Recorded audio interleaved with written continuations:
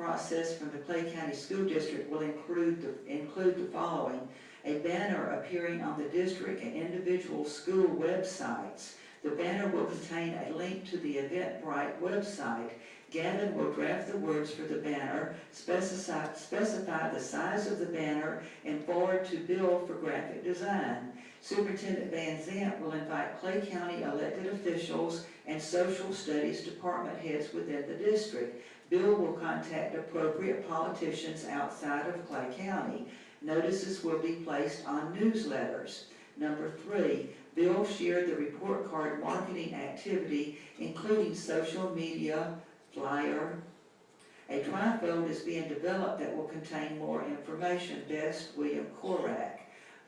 So, you know, it concerns me that we have had, you know, our employees spending precious, valuable manpower on this conference and apparently designing a banner and all of this. On this letter, September 19th. Makes you wonder who Mr. Rollins works for. That was before our meeting. Our meeting was in October, yeah. Okay, so then on the purchase order, let me talk a little bit about that.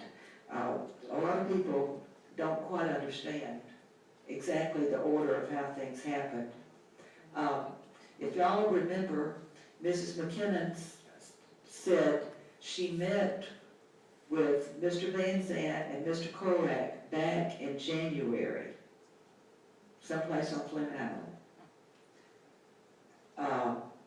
She indicated that the conference originally, Mr. Korak originally wanted to have this conference in St. Johns County at Flagler College. Apparently he could not get a venue there. So September comes and he doesn't have a place to have the conference, and it was talked, well, why don't we have it at the Thrasher Horn Center? So that's when Ms. McKinnon, you know, called the Thrasher Horn Center. She explained this at the last meeting to us. And then she called Mr. Van Zandt and said that the lady at Thrasher Horn had said that if you use the school district name, you get the 25% discount. Now, from that point, the contract was sent down to the county office from Thrasher Horn and signed. Then a purchase order was issued, and it did say in the center of the purchase order, pull to pay on October 24th. However, you know, when you have a purchase order, that's encumbered money. The purchase order was paid on, I believe it was the 10th. It was paid a little early. The understanding, I've heard either Mr. Van Zandt or Mr. Rollins say that the understanding was that it was going to get reimbursed by the 24th or after whenever. But that's really beside the point. We had obligated the Clay County School District's tax exempt number, the 25% discount, and we are liable for the first $100,000. God forbid there had been any kind of accident that happened there. That made me most uncomfortable. Now, Mr. Van Zandt, in all fairness, and good for him, he rescinded the room rental contract with Thrasher Horn.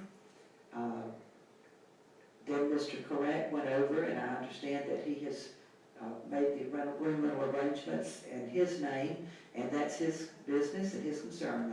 So that's fine and good. But Mr. Korak reimbursed the school district. He could not pay the Thrasher Horn directly because the contract for Thrasher Horn was written with the school district. So Mr. Korak reimbursed us for the $2,037.50. The contract is canceled, so it is behind us. But you know, it was done.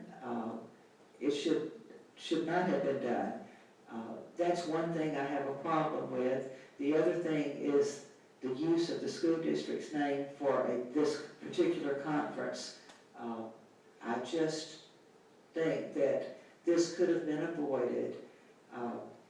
from January until September, if anyone had said one word to the board about this proposed conference and had some discussion about it, we would not be sitting here tonight.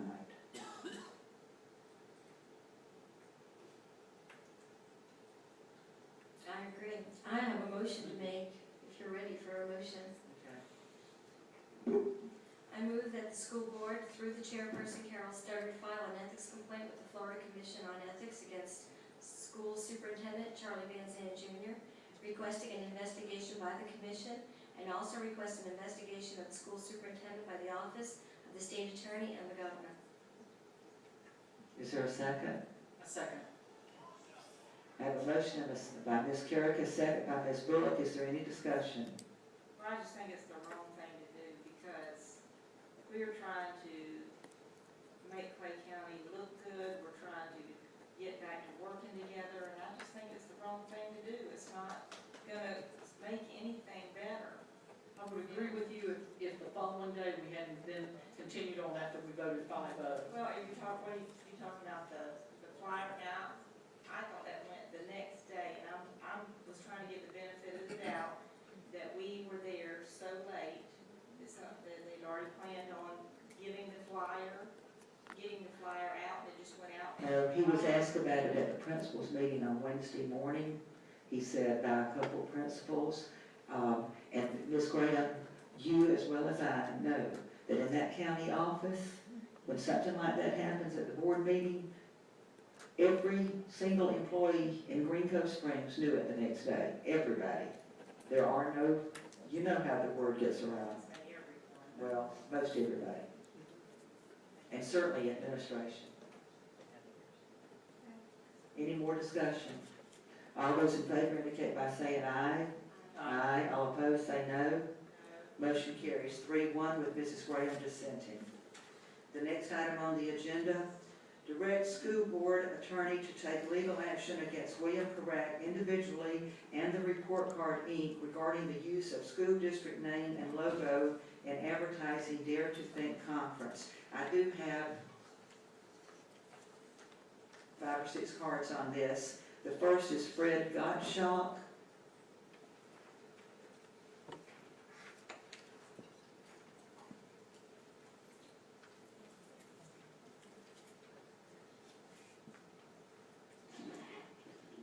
My name is Fred Gottschalk. My address is on the card. Okay. I'd like to know specifically what Clay County School District resources were used. Right. So far, it's all been innuendo, and the money was paid back, whatever. I can believe there was a clerical error, but what other Clay County School District resources were used? He's not having the meeting here. Open-ended accusations are just accusations.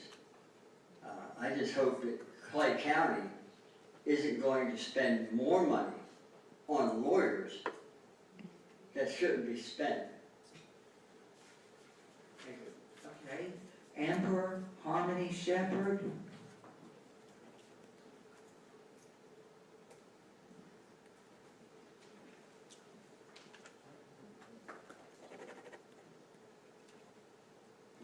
Amber Shepherd, my address is on the card. Hopefully this mic won't be turned off on me. My first question is, how much is this legal action going to cost the citizens of Clay County? Have you guys estimated that, the legal action that you're planning to take against Mr. Carrack? My second question is, did Mr. Carrack order the administrator to send the email out? Okay. My third question is, can Mr. Carrack legitimately be expected to recall all of the flyers that he had already distributed? This is the second citizen scapegoat that I've seen this board attempt to take legal action against. And the lawsuits that you guys are trying to bring about are frivolous and absolutely ridiculous. My last 2 questions. How is this benefiting our children? And how is this conference hurting our children? after Any other that. questions? Thank you. Next speaker is Art Yeaman.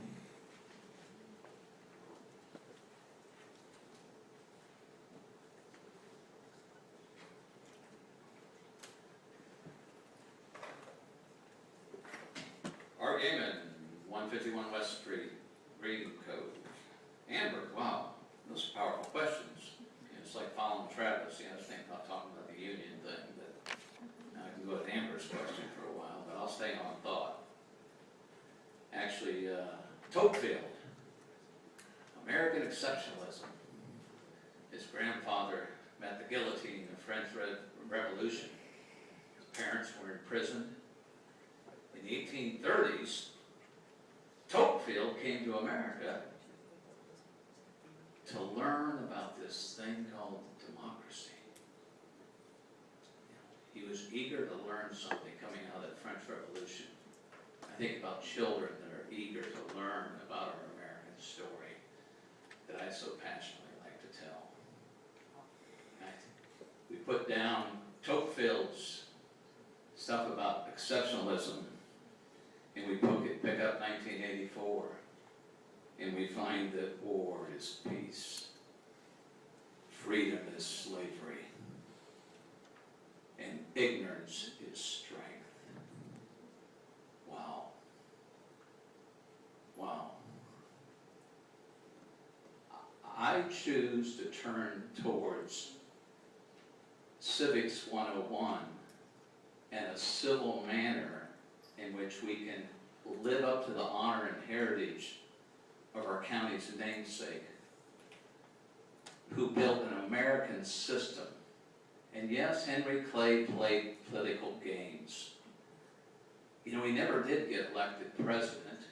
He said he'd rather be right than president. Andy Jackson said he was neither right nor president.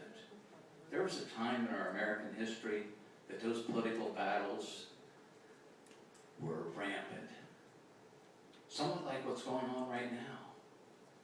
But somehow, we got together and had a compromise in 1850, and in 1858 we became Clay County. Not because of soil, but because of Henry Clay, that great statesman from Virginia that moved out to the west of Kentucky. And he was part of that thing that brought things together between Daniel Webster and John C. Calhoun. A great triumph, the three of them. It's just that those stories are not alive and well in our school system. And I stand in enthusiastic support of this Dare to Think and to stop anything in further investigation towards Mr. Bill Corrick. Thank you. Travis Christensen.